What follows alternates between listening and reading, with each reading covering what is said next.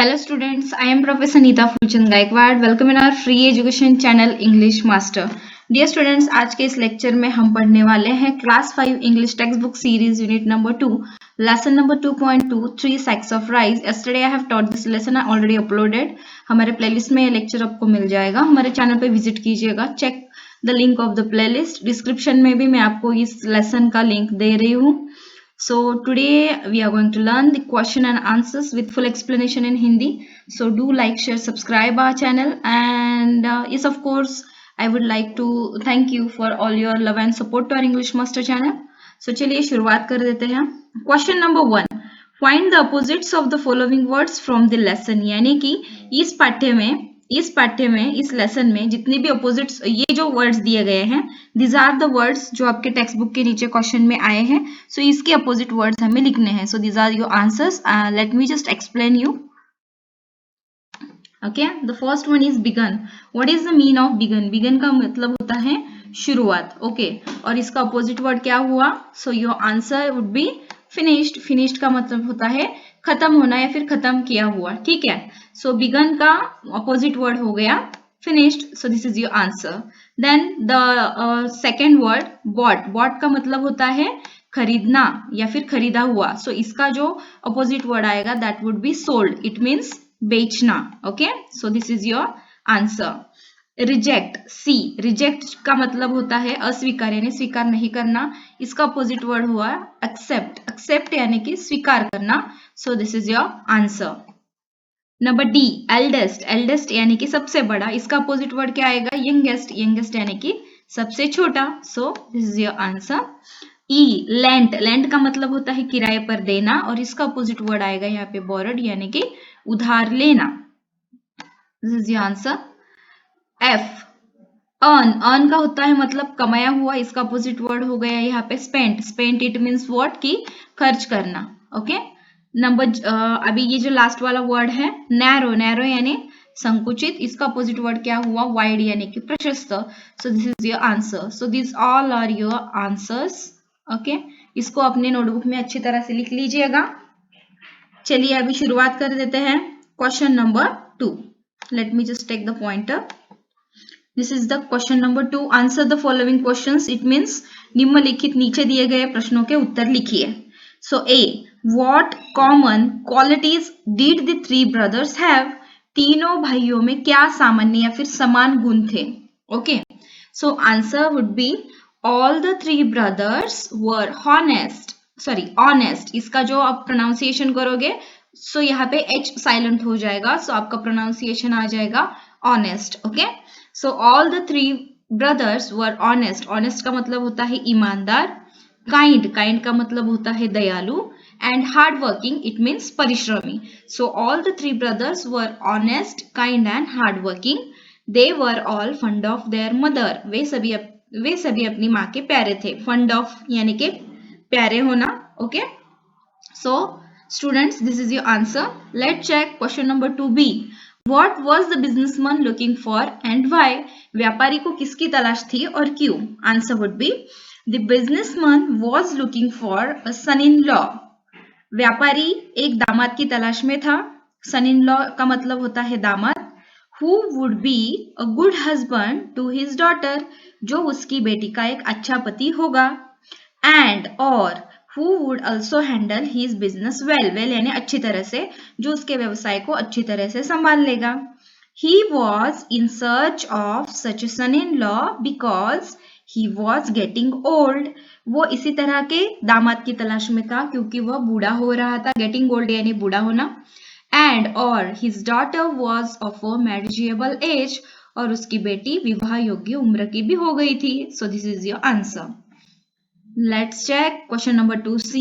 How did the middle brother use the rice? यानी मंझले भाई ने चावल का उपयोग कैसे किया? Your answer is the middle brother distributed the rice among the poor. मंझले भाई ने चावल को गरीबों के बीच में बांट दिया. डिस्ट्रीब्यूट करना यानी बांटना.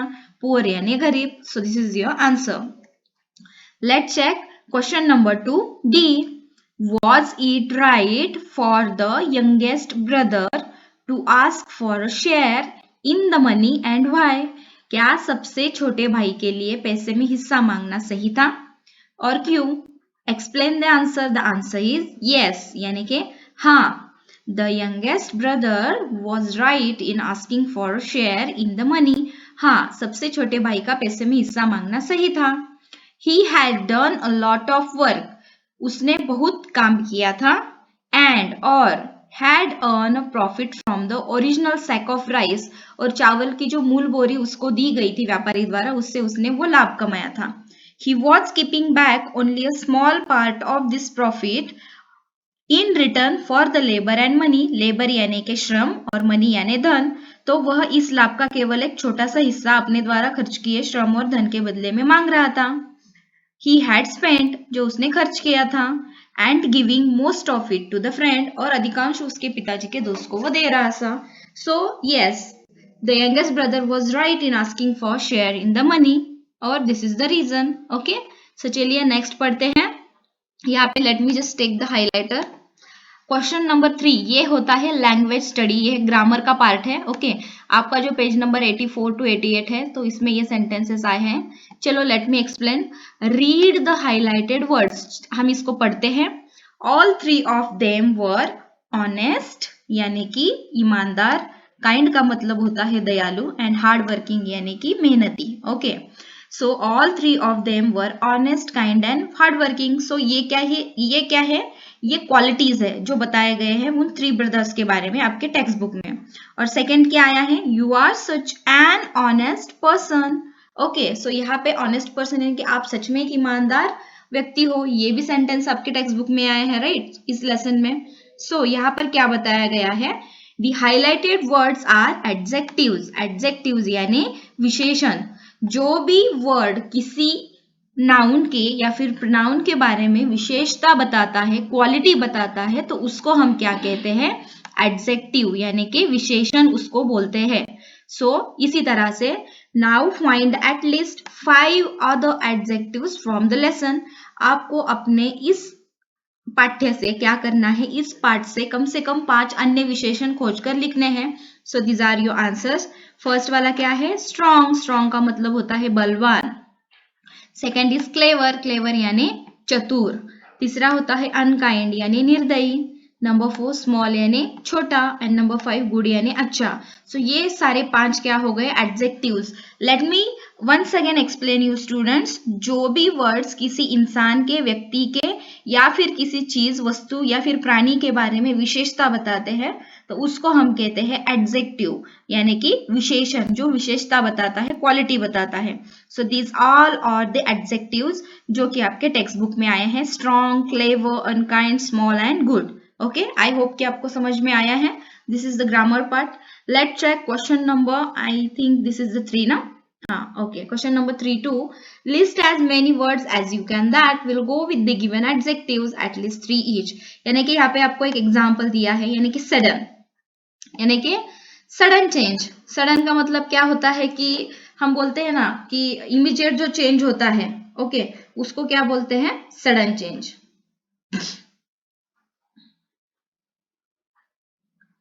Sudden change. और बाद में क्या आ गया? Sudden shower.